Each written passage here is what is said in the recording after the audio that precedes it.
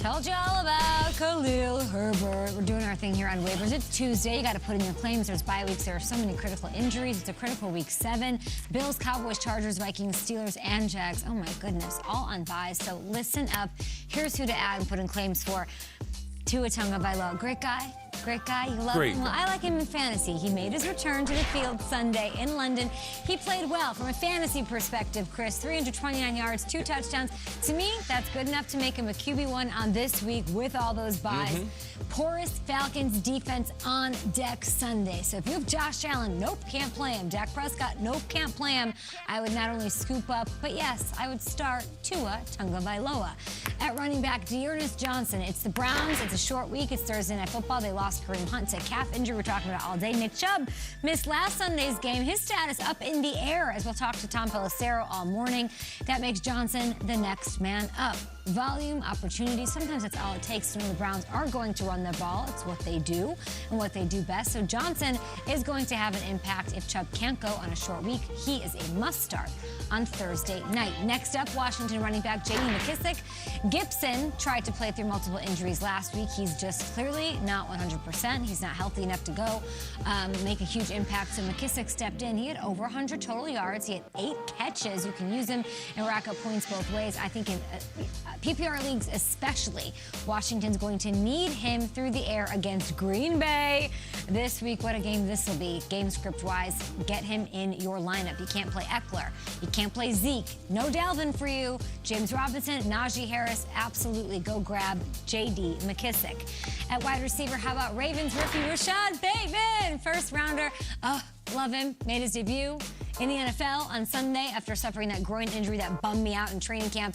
Already a significant part of the offense. 4 catches, 29 yards, that's it. But a team lead, guys. 6 targets. He played the second most snaps of any receiver. They ran and ran and ran, but I do think they're going to have to open up the passing game with Rashad Bateman, and I think he's worth adding to your roster. Keep him there. Maybe don't play him, but absolutely pick him up. Finally, a new Cardinal, Zach Ertz. I know there's lots of mouths to feed in this offense, but remember, Max Williams was a good fantasy option in this offense before he got on the IR. So I wouldn't be surprised to see if we see a bit of an uptick, at least in looks. It just takes a couple catches for Ertz. It's all you really need at the tight end position. No touchdown a game. Great, sign me up. He no longer has to split reps with Dallas Goddard.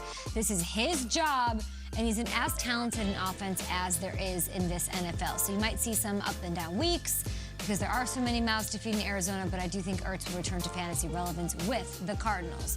Taking a look at this full list, what do you guys got? Anything stick out to you or interesting? I know Tua seems scary, but there's so many bye week streaks. That one is interesting. The Browns one's interesting. So Johnson's going to probably be the guy. They've got this Demetric Felton who has no carries this season, but a lot of catches. I wonder if it's kind of like Chubb and Hunt. Chubb and Hunt Part 2. Felton and Johnson. But I think against Denver, you want to start a running back. And Donovan Peoples-Jones, the angry runs winner. There you go. Absolutely. Cleveland's going to need offensive players with the health of their running backs being in question. A Thursday night game. So I like that choice. I like Tua also if I get some of those wide receivers healthy, even though I don't like him long-term. In the fantasy aspect, Will Fuller, where are you? Devontae Parker, where are you? And he had those numbers in London, even without those guys being part with Jalen Waddle. The number one fantasy for me is Rashad Bateman. He can be a star in the league, especially with Lamar. He is the only number 1 wide receiver they have on that roster. You know Marquise doesn't like hearing this stuff. Bart Scott got his heat. He did. Marquise Hollywood Brown, is he not a number 1 wide receiver? Scott, who? All right, tell him to bring it. Tell him to call me.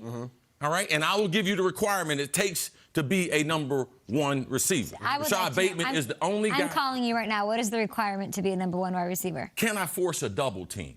Can I force them to take 7 people out of the box and not double team me old conventional outside inside, but can I force a team to play cover 2?